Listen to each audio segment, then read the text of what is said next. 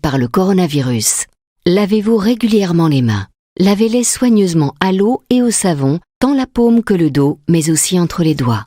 Comptez entre 40 et 60 secondes par lavage. Toussez ou éternuez dans le pli de votre coude et utilisez toujours des mouchoirs en papier. Jetez-les dans une poubelle fermée. Si vous êtes malade, restez chez vous. Ne vous rendez pas au travail. Évitez autant que possible de vous toucher le visage, en particulier le nez et la bouche, avec les mains. Évitez les contacts rapprochés et évitez les poignées de main. Prenez soin de vous, mais aussi des autres.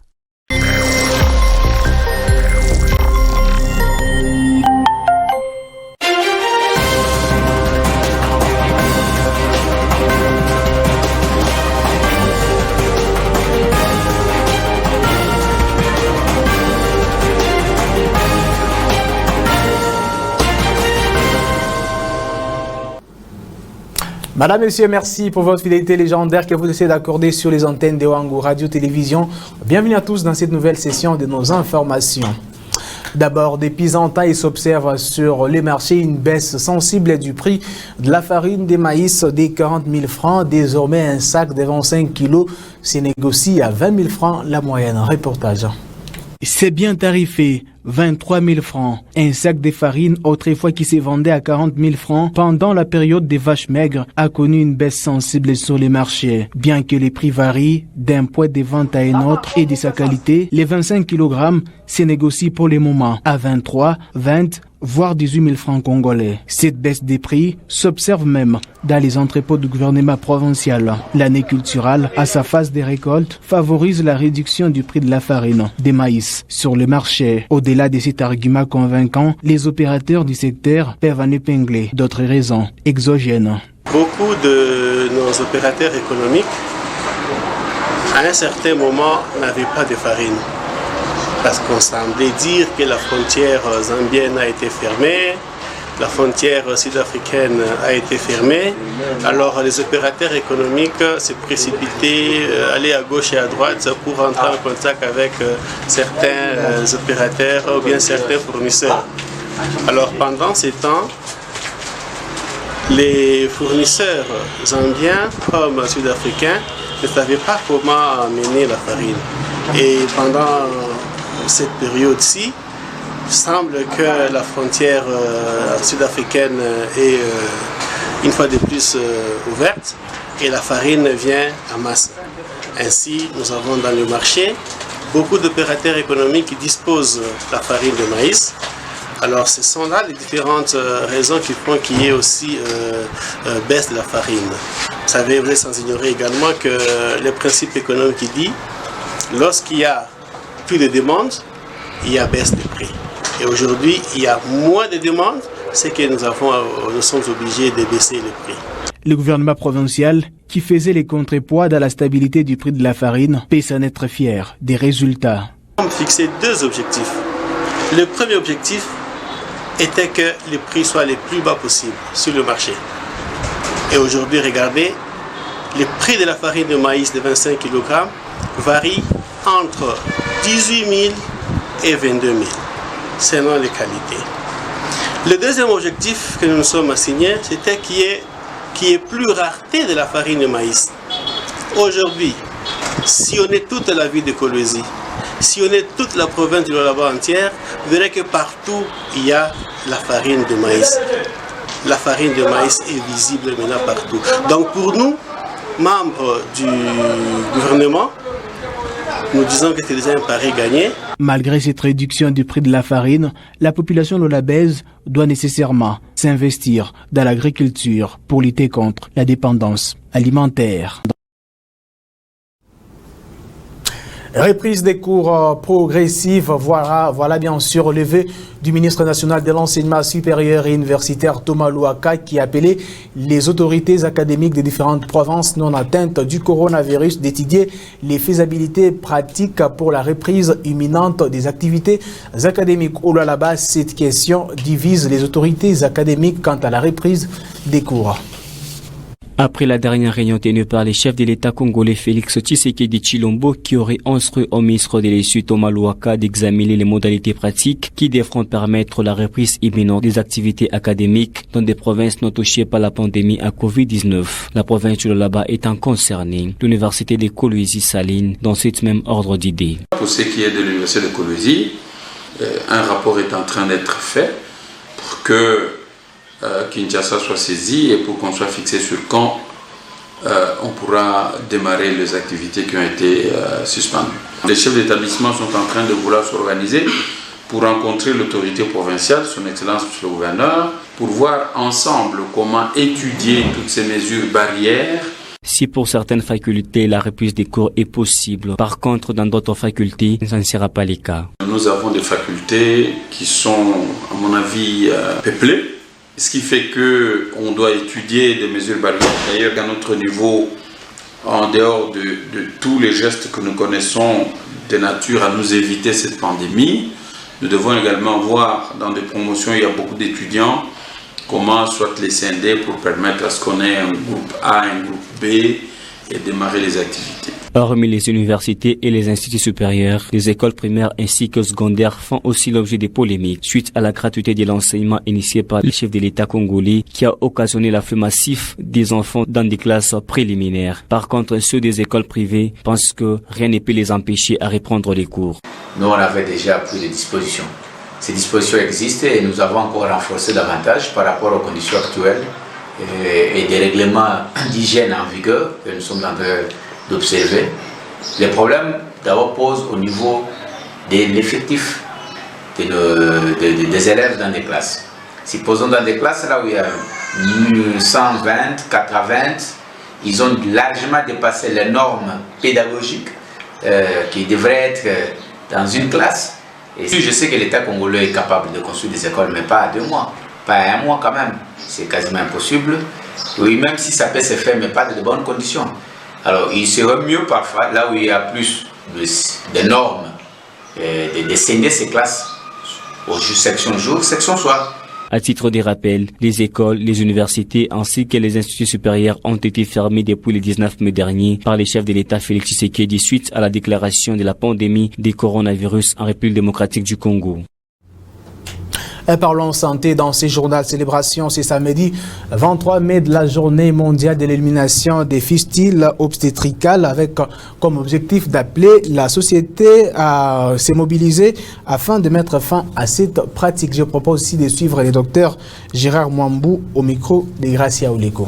Lorsqu'on parle de la fistule, cela veut dire qu'il y a une communication anormale entre les voies génitales de la femme avec la vessie. La vessie qui constitue pratiquement les voies urinaires. Mais également, cela veut dire que les urines, au lieu de couler normalement par l'urètre, par la vessie, l'urine sort par les voies génitales et cela sans que la personne ait la possibilité de contrôler. On peut avoir également une fistule traumatique et cela est observé surtout dans des régions de guerre, des conflits armés où ce n'est pas l'accouchement difficile qui est à la base de cette communication anormale, mais c'est beaucoup plus l'usage d'autres objets contondants qui arrivent à créer ces fistules. Tout premier accouchement n'amène pas une fistule obstétricale. Et pour arriver à ne pas connaître un accouchement difficile. Madame, Monsieur, parlons toujours santé. La province du Lualaba ne cesse d'affûter ses armes pour bouter hors la province la pandémie à coronavirus. Une formation sur les acteurs qui seront bien sûr déployés aux côtés de la frontière d'Angola pour ne fût-ce que lutter contre cette pandémie. C'est clôturé ce vendredi.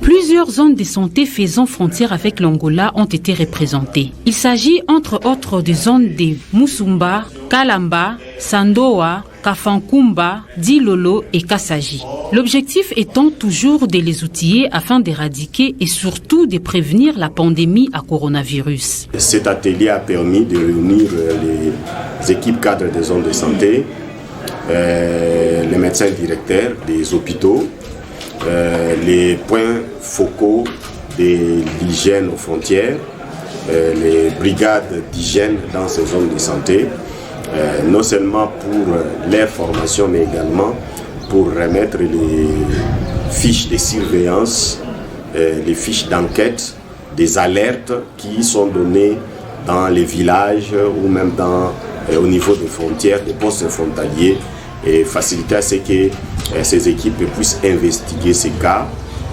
puissent être à mesure de valider ces cas, s'il s'agit des cas, des alertes validées, également qu'ils puissent procéder à des prélèvements des échantillons qui doivent être envoyés à l'INRD. Lorsqu'ils vont rentrer dans leur zone de santé, avec les moyens de bord, avec les conditions d'humilier, qu'ils puissent également organiser des sites de prise en charge ainsi que des sites de quarantaine.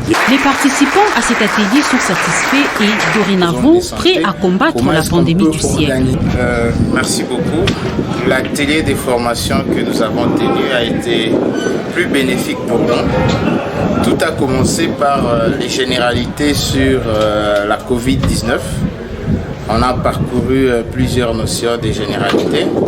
Après cela, on nous a appris les mesures de surveillance, comment est-ce qu'on peut surveiller cette maladie, en commençant par l'alerte au cas suspect jusqu'au cas confirmé, et voir comment est-ce qu'on va s'y prendre dans toutes les étapes de surveillance. Après ça, on a renforcé avec la prise en charge. Si seulement on a un cas dans la zone de santé, si seulement on a un cas dans la formation sanitaire, comment s'y prendre, que faire, comment protéger le personnel soignant, comment protéger le malade, comment protéger sa famille, comment protéger l'environnement. Débuté le mercredi dernier, cet atelier de formation fait suite à plusieurs autres entrepris dans le souci de lutter contre la Covid-19. Et puis, face à la montée de la criminalité de la ville de Kolwezi, chef-lieu du Lualaba, la société civile du Congo, coordination provinciale plaide pour le remplacement de l'actuel ministre de l'Intérieur. Pour cette plateforme, les patrons de la sécurité prouvent déjà ses limites. Quand vous êtes dans une province comme le Lualaba, vous êtes sans ignorer que les patrons de la sécurité, c'est les ministres provinciaux de l'Intérieur. Et s'il y a quelque chose qui ne va pas, qui est-ce qu'on peut encore boiter en dehors de lui? Parce que c'est lui qui gère la police, c'est lui qui gère l'ANR, c'est lui qui gère tous les services, en dehors bien entendu des FARDC qui sont gérés par Kinshasa, mais la police, l'ANR et les autres services sont gérés par les ministres de l'Intérieur. S'il y a faille quelque part, c'est la personne la mieux indiquée qu'il faut doiter. Ça signifie qu'il n'a pas fait ou il ne fait pas très bien son travail. Son départ, est-ce que vraiment moi je peux les solliciter ou c'est les résultats du travail fait qu'il faut solliciter? Parce que si quelqu'un ne fait pas très bien son travail, on doit le garder. Pourquoi? Les gouvernements provinciaux ou les gouverneurs de province a besoin des gens qui l'aident normalement dans l'accomplissement de sa mission. Quand vous passez à côté du tunnel, vous voyez quelque part où le gouverneur avait dit qu'il avait un bilan à défendre. Et sur le plan sécuritaire, quel est le bilan qu'il va défendre? Un bilan négatif, n'est-ce pas? Et si ce bilan négatif est le fait d'un monsieur X qui lui a nommé à un poste donné, qu'est-ce qu'il faut? Il faut changer les hommes et mettre les hommes qu'il faut à la place qu'il faut. Parce que quand vous ne maîtrisez pas quelque chose, il y a d'autres choses qui vous attendent, que vous pouvez mieux faire que là où vous êtes.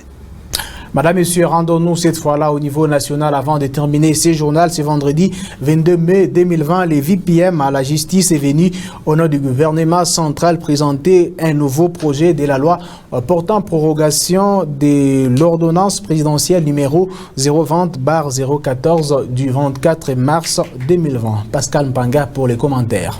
Durant plus de 4 heures, le débat était houleux sur la nécessité ou non de proroger l'état d'urgence en République démocratique du Congo. La majorité des députés intervenants ont exigé que la loi portant mesures d'application de cet état d'urgence soit portée à leur connaissance. À ce jour, avec 7 provinces touchées sur le 26 qui compte la RDC, plusieurs élus nationaux ont émis le vœu de voir le gouvernement soulager la souffrance de la population non touchée par la Covid-19. Tout en reconnaissant la pertinence des interventions, le vice-premier ministre Tunde Kasende a promis de mettre tout prochainement à la disposition des députés ces mesures d'application envisagées par le gouvernement. Certains députés ont rejeté la prorogation, estimant que la situation socio-économique du pays est très grave et qu'il faut absolument déconfiner la vie nationale. Un consensus s'est finalement dégagé en faveur de la majorité qui a voté ce texte de loi à 3 articles qui est envoyé directement au Sénat pour une seconde lecture comme l'exige la procédure. Voilà, monsieur Font, c'est journal. Merci de nous avoir regardé. Surtout, bon début de week-end chez vous en compagnie de Wango Radio Télévision.